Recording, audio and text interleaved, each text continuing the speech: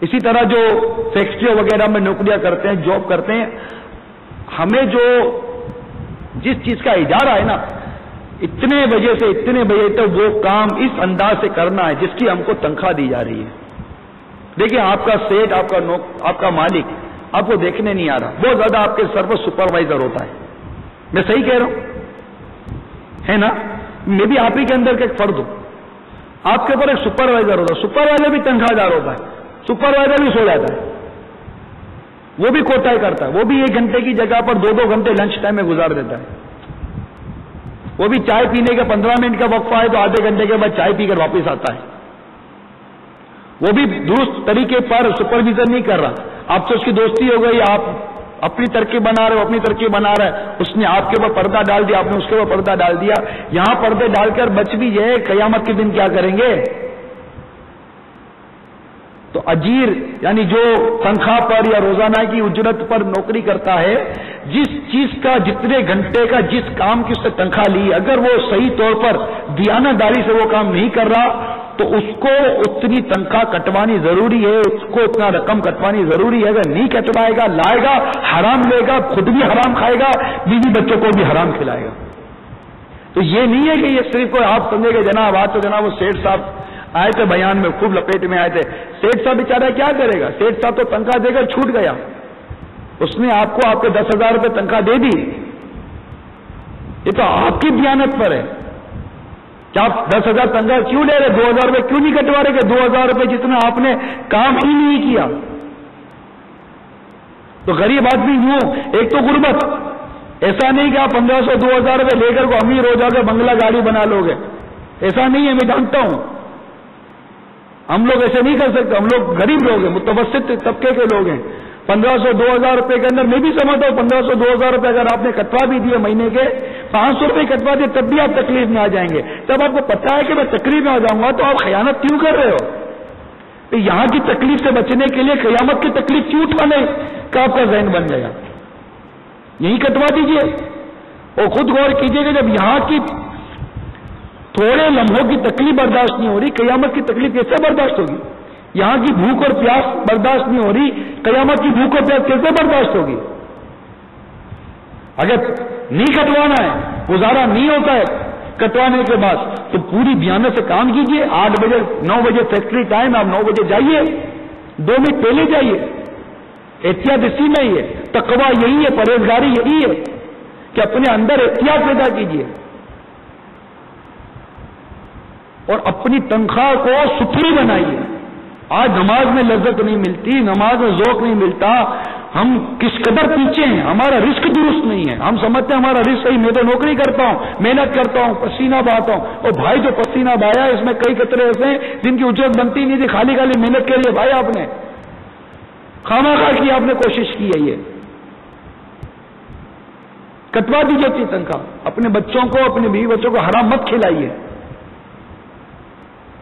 اور حرام نہیں کھلانا ہے، حلال ہی کھلانا. تو پکی نوکری کیجیے، پکا وقت دیجیے، اپنے سیٹ کو دھوکہ مت دیجیے.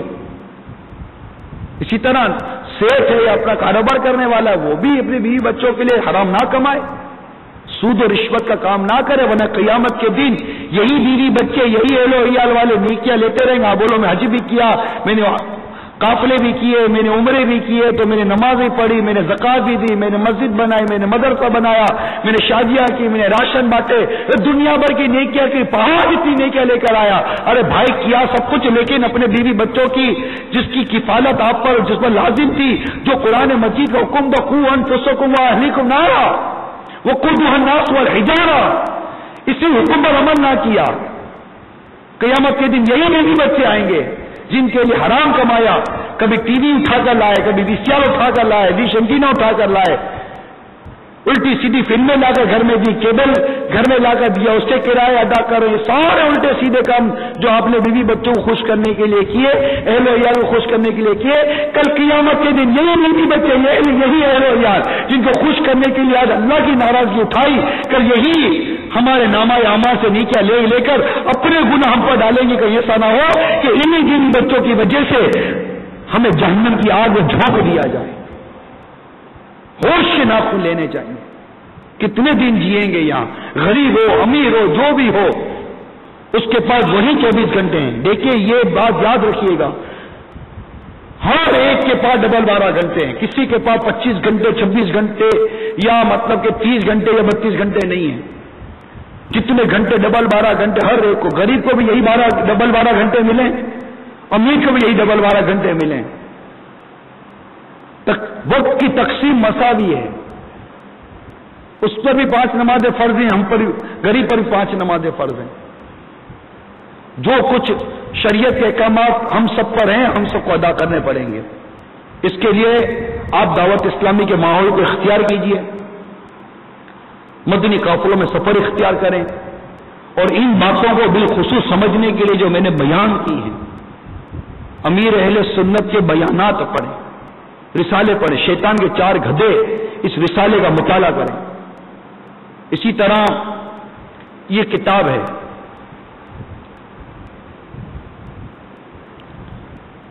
تربیت اولاد.